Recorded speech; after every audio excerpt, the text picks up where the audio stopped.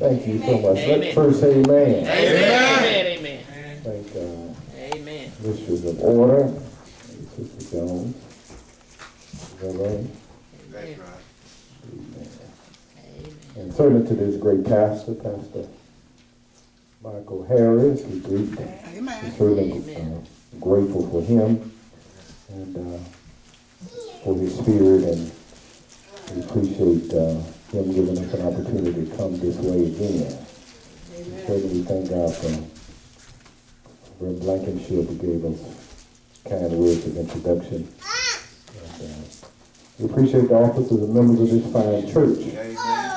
And all of you that share with us, and some members from John Hope who are with us, my deacons and his wife is back there in the back, Deacon Blair, and then my father is back there, and then there are members in the choir. Amen. Thank God for our choir today, and our musicians, my wife, amen, lovely wife. Amen. Amen. Claim it real. Claim Light-skinned wife. Amen.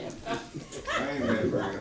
Thank you. Go to claim it. Lady McDaniel. Claim that. Our two children are here, and one is in the choir, and then Tia, our son David's in the choir, then our son and daughter DJ and Lydia in the back. Amen. Amen. Well, we're grateful for them. I hope they'll behave nice with that little granddad. Y'all pray for them. They'll get in trouble before they leave here. Amen. So it's certainly good to be with you all, the Word of Faith Missionary Baptist Church. Amen. The last time I was here, Pastor Freddie Harris was still with us. Yes. And we certainly still miss him, and Amen. look forward to seeing him again one day. Amen. Grateful that you are continuing on. Amen. Amen. Amen. Amen, Lord. God is able. Giving great leadership. Amen. Amen. And we're grateful for that. So we're happy to be here with you on Men and Women's Amen. Day. Amen. Amen. And grateful for all that has gone into this worship so far. Amen. For all of the Word of Faith choir, and praise team, and Amen. so many others that participated in the program. And we're grateful for all that has gone thus far. But let me call your attention to the second chapter of Mark. If I can get a little more volume on this mic. Fine deacons, I tell you.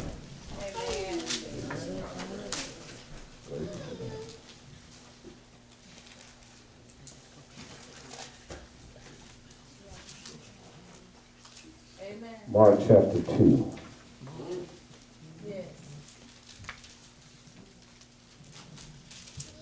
Mark chapter 2.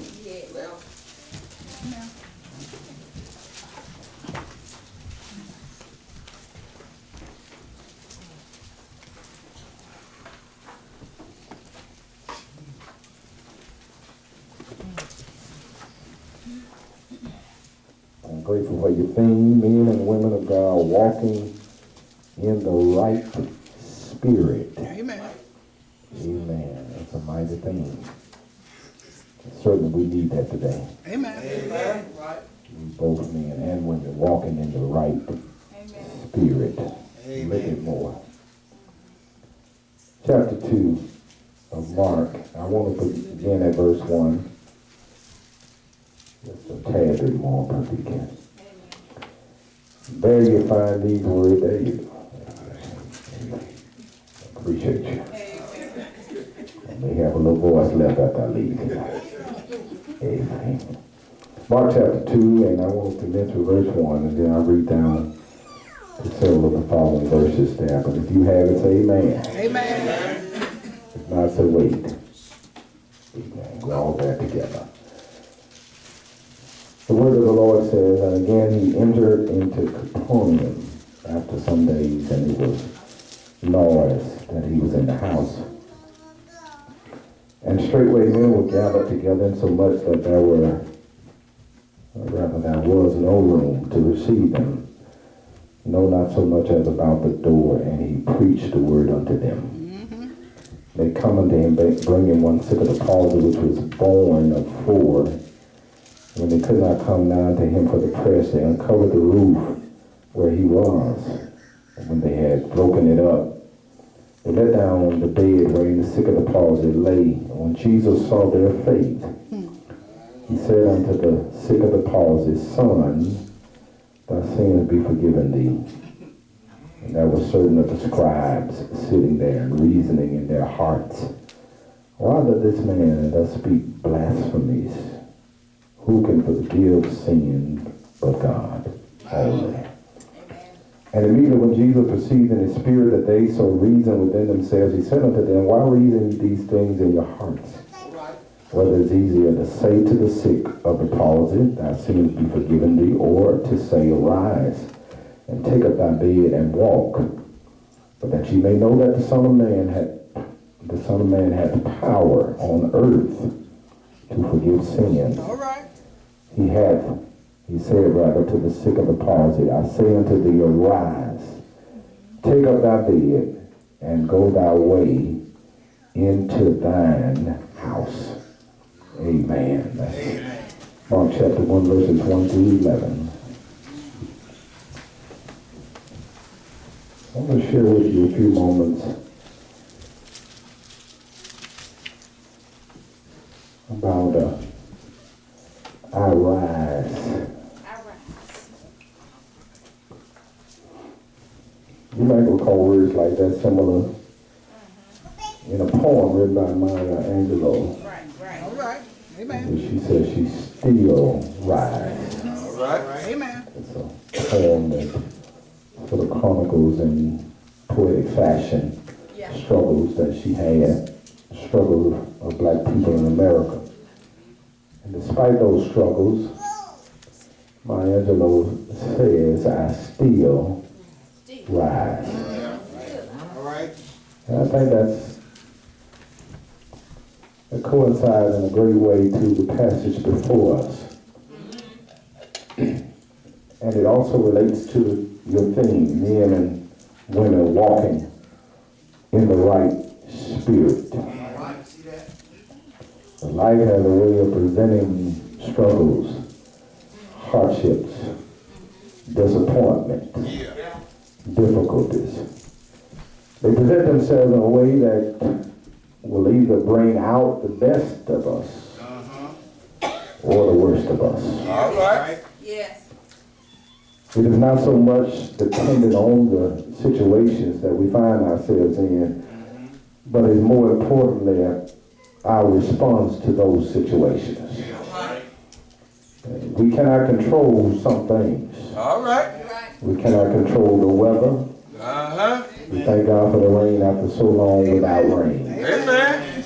But we have no control over whether it rains or not. Amen. Thank you, Lord. But we do control how we respond to the lack of rain.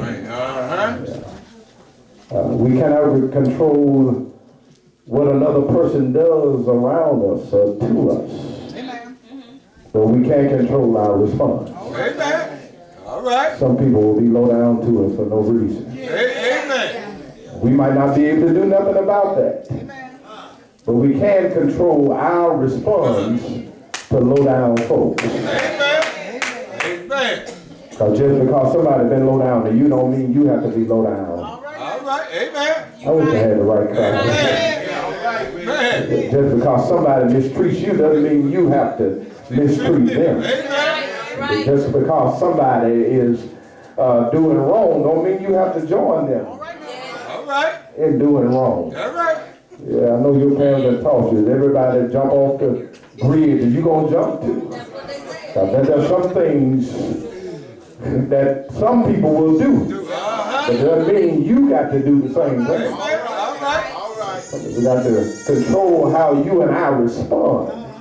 And that really speaks to having the right spirit. If you got the right spirit, you will do right even when nobody else is doing right. And be consistent with your character, even when other people have questionable character. And y'all gonna talk back to me? And you will stand up upright even when everybody else is sliding and slipping. I wish I had the right character. Right now. You'll do the right thing because it's the right thing to do. Somebody said rightfully, it's always right to do right. Amen. Amen. For our consideration, this passage has Jesus traveling back to Capernaum, which had become his Galilean headquarters. All right. It was, as Mark says, his own city. Yes, sir. Even though we know Jesus was from Nazareth, Right. this particular city had become his headquarters because so much of the world of Jesus' day traveled through this region. And if he had presented the gospel to some as they were traveling, they would take it to their various places. It was just a fitting place for him to plant his ministry. All right. And so it had become his own city. Yeah. He's in the house of a particular person unnamed. But he's there for the purpose of preaching. Crowds have come from all over because they had heard that he was coming back home. Amen. And many of them gathered at this particular house. And it's known in this world of Jesus' day, the houses were very close together. And sometimes the door would open right up to the street. No, not much of a yard, but right up to the street. And most people they only closed their door if they needed some privacy. So most of the time the doors remained open. All right.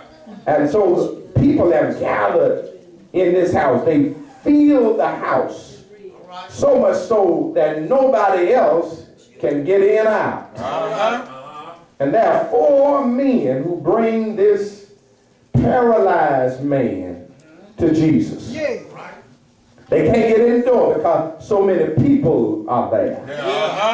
But they would not be deterred by their inability to get in the house. All right. The Bible said they went up and uncovered the roof of somebody else's house. And they lowered the man paralyzed into the house where Jesus was. And the Bible says when Jesus saw their faith, he said to the paralyzed man, your sins be forgiven thee.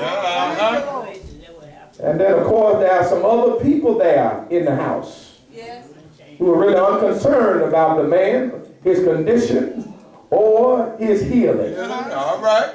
They reasoned within themselves, but they did not know that Jesus can hear mind talk. He can hear you when you ain't talking. I know somebody in here. You've been able to do the same thing.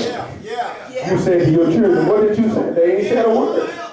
But you know they said something with their eyes. I know you. Do I have any witnesses here? I know you didn't. Don't you roll your eye. I know parents don't do that anymore, but they used to be. What did you say? I shared this story last year to my church a while back.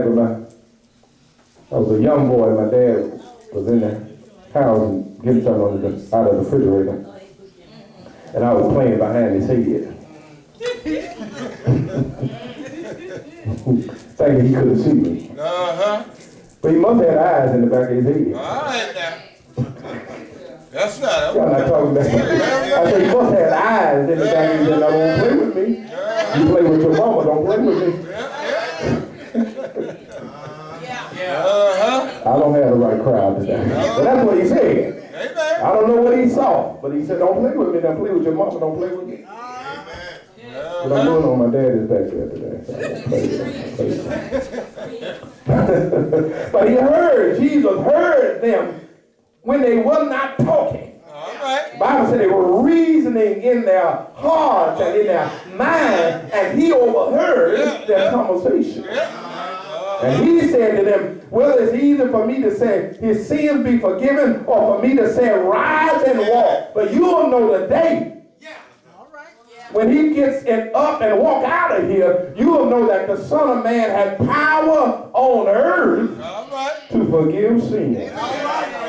That man who came there paralyzed went away from that place carrying what he had been laying on. On his back. He had his sins forgiven and he was walking upright. And it was because some unnamed people took time to get him where he needed to be. They must have had the right spirit. If you and I are going to rise from our troubles and from our struggles and from our hardships and from our pain, we're going to need somebody to give us a helping hand. We don't ever see or hear this man talk in the passage. We don't even really hear the men who carried him talk. But Jesus understood because it was the language of faith. And people who walk in the right spirit got to walk by faith. Sometimes even when it don't make sense, you got to do it anyway. But some other people are going to question you. You must be crazy to be carrying that man around. He can't help himself. He's dead weight. He ain't talking. He must have done something that got him in his shape. And you ought to not waste not 1 ounce of your energy trying to help him. All right now. It ain't in the tape, but I know some people saying that. All right, Greg. I can infer it from the text because the man believed that his paralyzation was a result of his sin. Yeah, it's in there. So Jesus said, son, your sins be forgiven. And the reason he had to do that is because the man and many of his brothers and sisters and many of the world of Jesus' day believe if bad things happen to you, it was because you did something bad. Yes, sir. Yeah, I know it still lingers today because we tell people, God don't like ugly. Amen. All right. Amen. You say it, you heard people say it. God don't like ugly, that's what you get. I'm not talking to the right crowd. You told them, you trip up, you said that's what you get. Don't spawn off at nobody and then walk into a wall. See, that's what you get. Because God don't like that's what we say. You trip over you make a mistake, you're too high-minded, and then you fall flat on your face, and then they'll say, see, that's what you get. Yeah. So we still sometimes believe that if you do something bad will happen to you. All right. That's what we believe. I know you've grown more in your faith to know that bad things can happen to good people. You be minding your own business, doing what you know is right, and something bad will still come your way. Trouble don't distinguish, does it? It don't matter whether you're good or bad. It don't matter whether you're upright, outstanding, righteous. Something will just come your way. All right. I told you in the beginning is how you and I respond to it. So this man responded by being paralyzed in his movement and in his motion. Whatever he did, whatever happened to him, caused him to be dead in his tracks. All right. Sometimes that's a result of fear and anxiety. Yeah, somebody sneak up behind you, it'll paralyze you with fear. Amen. You say, I didn't see you coming. Uh-huh. I didn't know nobody was there. All right. Yeah, they sneak up on you. Yeah. Our minds are made to either distinguish between, in the situation, they either fight or flight. Uh-huh. Am I talking to the right crowd? All right, amen. Yeah, and it depends on how you catch them. Amen. You might get a fight, or you might get somebody running. Yeah. So sometimes if somebody else runs, we just start running. We don't know what's going on. We ain't waiting to find out either. Some people are too nosy. They're going to sit there trying to figure out what happened. But if you start running, I'm going to run too, because I don't know what. I wish I had the right crowd. And they're going to take out too. I don't know what. We'll figure out later. Oh, ain't no danger now. Everything all right. But I don't know. And so I'm just going to run anyhow. And so whatever the man did caused him to be paralyzed. But one conversation with Jesus turned his situation around. And that's because the unnamed men in this passage used their strength to get him to Jesus. All right. You and I got the right spirit. Sometimes it means that you and I will have to invest in the lives of somebody else. Amen. And that means that sometimes the details will be mangled up. If sometimes they got themselves in a bad situation. But it doesn't mean that you and I can't help them. Amen. Some people say, no, I ain't going to get involved in that. They got themselves in this trouble, and they're going to get themselves out. There are some situations like this man, he could not get himself out of it. He was going to need somebody to help him. Sometimes you and I will find ourselves in the same shape. Amen. And somebody else is going to need to help us. Well. That's why Jesus gave us the golden rule. Do unto others as you would have them do unto you. All right. Which means you always got to find a way to put yourself in their shoes. And say, if the shoe was on the other foot, what would I want the other person to do? All right. Would I want them to wash their hands of me? Would I want them to turn their backs and say, since you got yourself in this shape, you're on your own now? All right, now, real. No, that's not what these men did. No. They perhaps knew the details. They knew what happened, but they didn't care. They needed to get him to the best place that he could be. Amen. To get the kind of help he needed to get. Amen. So if this man is going to rise, he needs these four men to exhibit certain traits.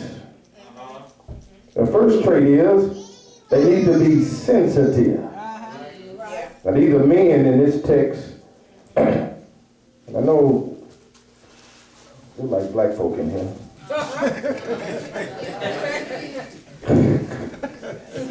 Look over at your neighbor and see if they black. And then, okay. All of them.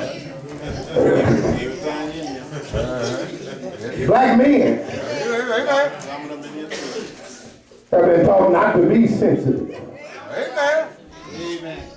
I wish I had help here. Amen. To be strong. Amen. And don't show no emotion or weakness. Amen. And for a time in our history, we needed to be just like that. Amen. Because the world, the external world, outside our homes and our communities, did not care anything about sensitivity. I wish I had witness here. Amen. All right. We had to be strong because the folks that didn't look like us were not going to treat us right. Amen. Amen. And so we couldn't show no signs of weakness, no signs of emotion, and so we even had to give it to our children and tell them, you got to be strong. Because the world out there is not going to be kind to you. Am I talking to the right crowd? But we need some sensitivity. All right. Yes, sir. You can be strong and still be sensitive. Amen. That's right. I thank God he made men and women different. Amen. Amen. Yeah. It is men and women, ain't it? Amen. But women can be two Watch it for Okay. emotional. Amen. Amen. That's true. That is true. Is that tried to open? Catherine, when we get out there, my call that time.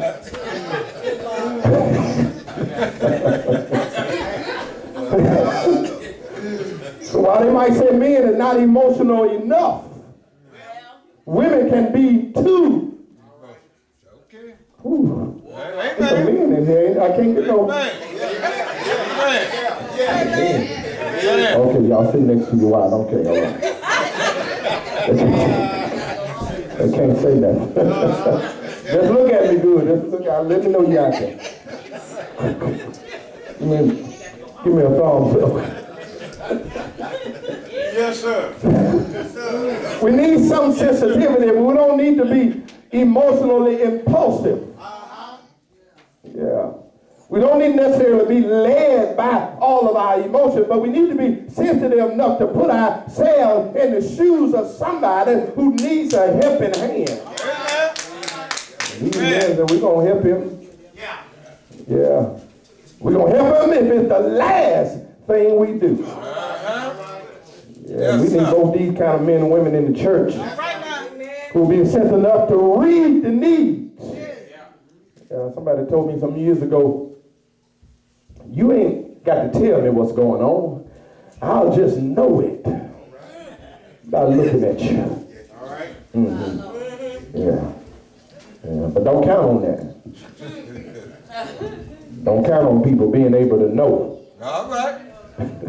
All right. Because some people may look at you and try to figure it out. You know, our brains, if it doesn't have all the information it needs, it'll try to fill in the gaps. I wish I had a witness. Certain words you hear makes you think of other words. Because our minds are made to operate that way. But sometimes our minds are right. I wish I had the right crowd. And sometimes we dead wrong. I was looking at you, I thought something was wrong with you. But you were guessing. You go home, you know something wrong with her. I can tell by looking at her. I know something wrong. And you can be right sometimes. But you can be wrong. Y'all not helping me. See, I got to take off the field. I'm did too long. Yeah. You can be right and you can be wrong, because you can be making an assumption based on not enough information. Amen. Yes, sir. Just because one person look a certain way when something's wrong, don't mean you can determine that based on another person. Yeah. Some people, you just can't, they got that blank look. You know, they blank whether they happy or they sad. It's the same. It's just a blank, you don't read it. It's just a blank. They look that way all the time. If you think something is wrong, though, you can always ask. Y'all not talking that good. You ain't got to do no guesswork. A question will get you the answer you need. Yeah. If they're willing to give you the answer. But you know, you try to help people, if they don't perceive your help as help, it's considered interference. And if we was on the football field, the referee would throw a flag. I wish I had a witness here. They'll throw a flag because unless I want your help, as hard as you want to try to help, you're going to have to wait till I give you the invitation to help. Otherwise, you are interfering. Yeah. Well, they were sensitive. All right. But I've got to hurry. My amens are falling. My amens are falling blank. You're doing good, bro. You're doing good, Rick. They were sensitive. They put themselves in that man's shoes. they said to themselves, if we were paralyzed, we'd want somebody to get us to Jesus. Amen. Amen. But then they were strong. Now, he was men, but there is strength in numbers. And one person couldn't have carried them, but four carried them without much issue. Amen. Yes, Sometimes you're going to need more than just yourself. You're going to need to coordinate with some other people who can carry some of the load. This man needed help. But he couldn't get there by himself. And he could not get there with one person's help. Amen. He's paralyzed. That means he can't help you. Help him. He can't take the load off of his left side or his right side. He's paralyzed. You got to carry all of his weight. Are y'all hearing me? If you're going to get him anywhere, every ounce of weight that he weighs got to be carried by somebody else. Y'all not listening, are you? That means if somebody going to carry it, one person going to do it, they're going to have to put him on their shoulders and carry every ounce of his weight. Because he can't help. Somebody say, well, listen, if you'll help me, if you'll meet me halfway. All right.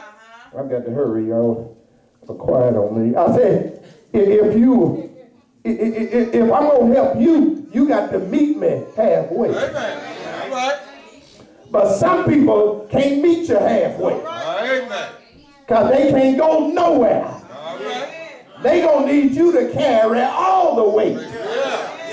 And it's a smart person that'll realize they can't carry the person by themselves, but if they get three more people, I wish I had a witness.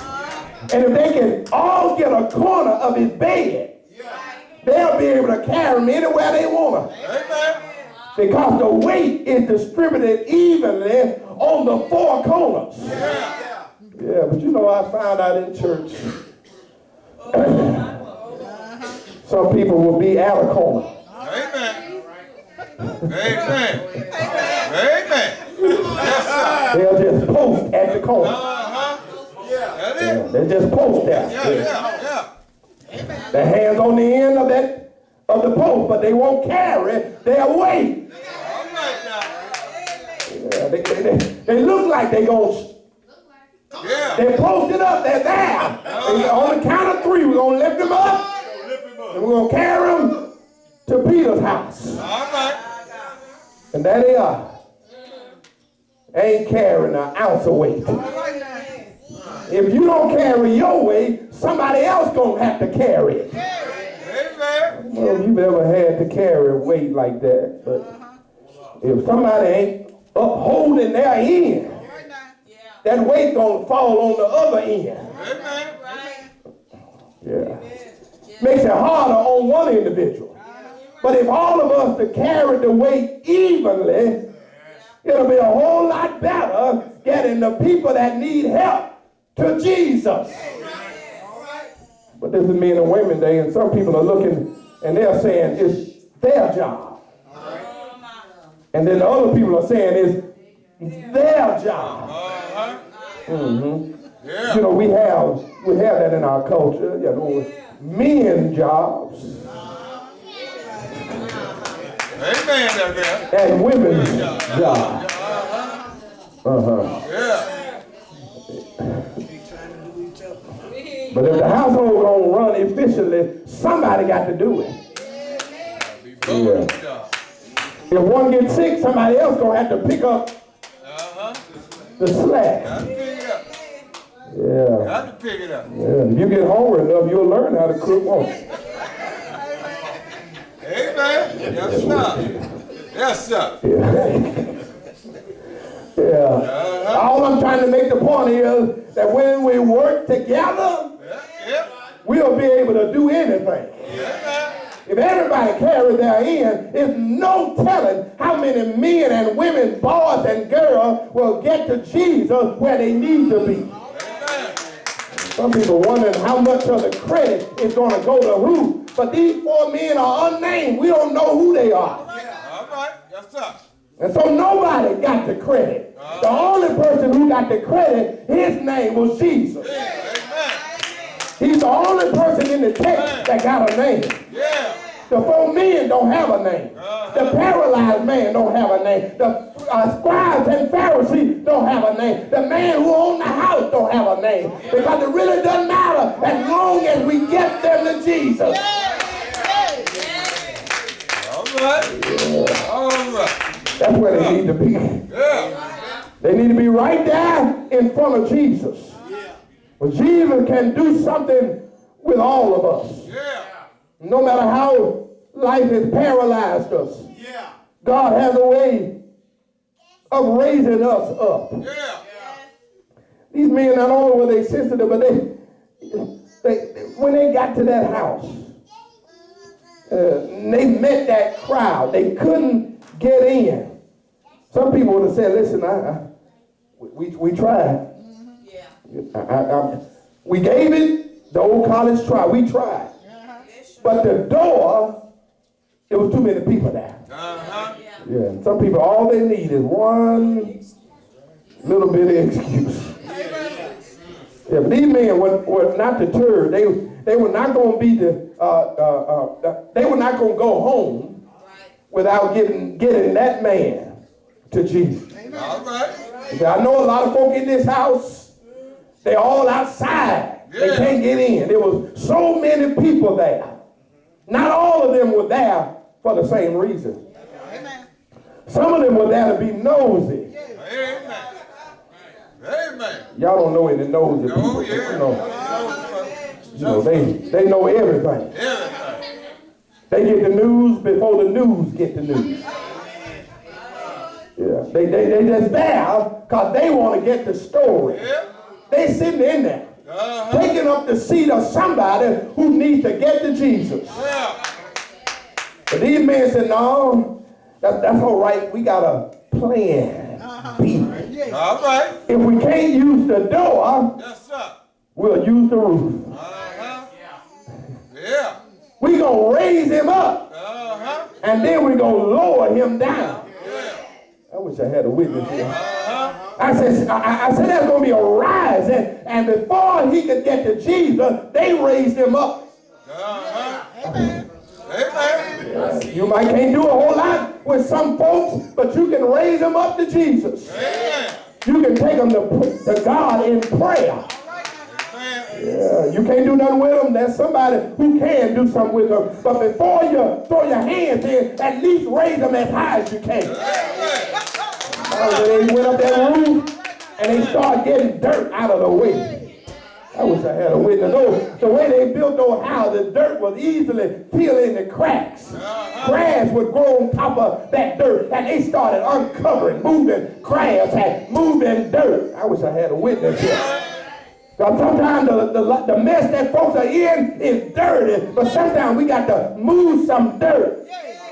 I wish I had a witness here. We got to uncover some things and take some grass off and take some dirt off. Because some folks are in a mess. All right, amen. But they took that dirt out. Yeah. We'll put it back in later, but we'll take it out this time. And these strong men, I don't know, we don't have the detail. How in the world did they lower this man from the roof to Jesus? All right. But they found a way. Yes, sir. I don't know if they had any bungee cord. I don't know what they had, but somehow they lowered him down without throwing him down. Amen. Yeah, they could have said, well, listen, if he break his leg, Jesus can heal it. That's not what they did. They gently lowered him down until he was right in the front of Jesus. I don't know if Jesus was finished preaching, Pastor Harry, but they lowered him down right in front of Jesus. Where Jesus had to stop and pay attention to that man. The scribes, Pharisees, doctors of the law, Luke said, were there, and this man, lowered by 4 strangers unknown to us. But there he is, right there in front of Jesus. And you know what? Because they were so determined to get him to Jesus, they wasn't going to give up. Amen. Because too many people were there. Amen. All right. Yes. Yeah. I know some of us are introverts, some of us are extroverts, some of us like crowds, some of us don't like crowds. Amen. Amen. But when you get determined, Yeah. it don't really matter how many folks are in your way. All right. I'm telling you, when you really get determined. I mean, when you really want something, it don't really matter what you got to go through, how hard you got to work. You gonna work till you get it if you really want it. That's for yourself. But think about how much it means to want it for somebody else. All right. This was not going on their record. They were not going to be wearing badges around town about how they had got this man to Jesus. All they cared about is him getting the help he needed. Amen. Some people, they'll work hard for themselves, but they won't work hard for nobody else. Somebody say, I ain't going to work harder for you than you are working. But when you look at this man, he can't work. All right. If he could, he'd walk himself down there, but he can't. And sometimes the situations are like that when you and I have to work harder to get them to Jesus than they are working. Amen. We got to be single-minded in our determination. And it might not happen today, it might not happen tomorrow, but if you keep working at it, somehow they'll listen. Yeah, tell parents, oh, I'm so frustrated. I don't know what to do with these children. I ain't got no parents in here like that. They say, I'll knock them down. Sometimes I'm frustrated. I said, but don't stop talking to them. You just keep right on talking to them. They may not care nothing about what you're saying right now, but later on they'll say, I wish I had listened. Yeah. I don't care nothing about it now, because I think I know what I think I know. I don't even know I don't know what I need to know. I just think I know, but you just keep right on planting the seed, and at some point it's going to grow up. And finally, my brothers and sisters, they lowered that man down to Jesus, and Jesus spoke to them. Before he said a word to the man, he said something to them. The Bible says, he said, I see your faith. That's powerful. Because he didn't say, I see the man's faith. He said, I saw y'all's faith for him. Brothers and sisters, if we can get some men and women who can see when other people can't see. Some people can't see themselves in better shape. They see themselves stuck in misery, stuck in difficulties, stuck with addictions, stuck with trouble, stuck with sickness. But you and I have to sometimes see what they can't see. Because I don't believe these men were wrestling, trying to get him to Jesus without believing that Jesus was going to do what he did. Y'all not hearing me. That means before they left home, they believed that when that man came back home, he wasn't going to be on that bed. I'm trying to close, but y'all not helping me. I said when they left home, they had to believe that the man was going to come back walking. That means before they started 1, 2, 3 lift. I wish I had a witness here. They had to believe already in their mind that God was going to do the impossible. Brothers and sisters, there are some men and women, some boys and girls outside these consecrated walls who need us to see what they can't see. They can't see themselves in better shape. They still struggling, but you and I need to be able to see it. So before they can rise, you and I got to see. Yeah, it might not happen today, our brothers and sisters. It might not happen next week, but if you can see it, God can help you achieve it. Do I have the right crowd in here? The Bible says he got through saying, I see your faith. He said to that man, I know what you've been dealing with. I've got to close. He said, I know what you've been struggling with. I know that that's what got you down on that bed. It's something that you did. but you can't recover from. But in a few words, that you've been dealing with ain't gonna mean nothing. All right. Because in a few words, you're gonna rise. I wish I had a witness here. There's some stuff in all of our past that we're not proud of. Some stuff we've done that only us and God know about. Amen. And sometimes it still keeps us up at night. Yeah. I wish I had a witness here. Sometimes it wakes us up early in the morning. Yeah. Sometimes it runs into us when we're looking in the mirror, getting ourselves ready for work. Sometimes it meets us in the car. I wish I had the right crowd here. When we're looking in the rearview mirror, we see it. But can I tell you, it's in your past. Ooh, y'all are hearing me. You can't do nothing to erase it, but it ain't got to have no power over you. It's behind you. So I have any witnesses here. Look in that rearview mirror. Everything that is behind you will show up in that mirror. I don't care how close or how far away it is. It can't harm you because it's behind you. I wish I had a witness here. I said behind you. Stuff in your past is behind you. You can't do nothing about it, but you got right now before you. And Jesus said to that man, take up your bed and walk. Right there in that house with all of those doctors and lawyers and nosy folks. That man got up out that bed, took that mat and put it on his shoulder. And before he could walk home, Jesus used him as an example. To everybody that's sitting in here that got a pad that's hanging too heavy on your head. Jesus said the Son of Man got power to lift heavy heads. Do I have any witnesses here? And I'm coming to tell you before I take my seat that same power is available to you today. I don't care what you've done. I don't care where you've been. God got power to raise you up. I know you've been down a long time, but one conversation with Jesus will raise you up. Won't he do it? My testimony is, can't nobody do me like Jesus. Nobody do me like the Lord. He picked me up. He turned me around, placed my feet on solid ground. Do you know it? Have you tried it? Ain't it all right? Won't he make your enemies leave you alone? Won't he make a way out of nowhere? Won't he be a bridge over troubled water? Won't he be a ladder for climbing high mountains? Can I tell you what he did?